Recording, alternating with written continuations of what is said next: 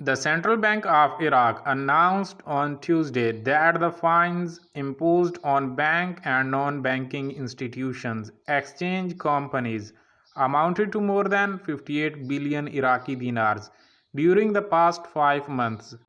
Fines imposed on banks and financial companies during the past 5 months, starting from January and until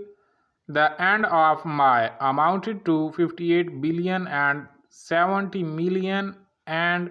584,977 Iraqi dinars, indicating that the fines also included 176 penalties administrative for these banks and non-banking institutions distributed between warning and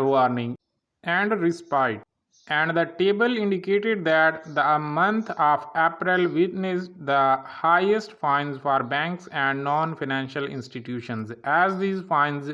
reached 17 billion and 440 million and 383,447 Iraqi dinars, with administrative penalties amounting to 17 penalties,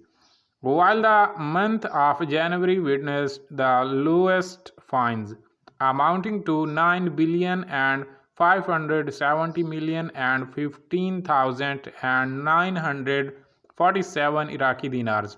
with administrative penalties amounting to 50.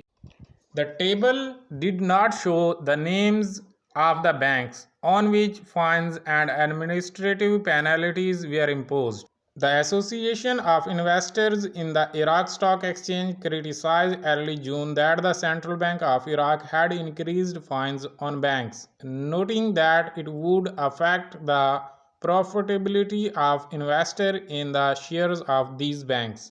She indicated that the bank directed during the first quarter of this year 134 fines worth 34.7 billion Iraqi dinars, which is usually a very large number that affects the profitability of banks and small investors in the Iraqi stock market.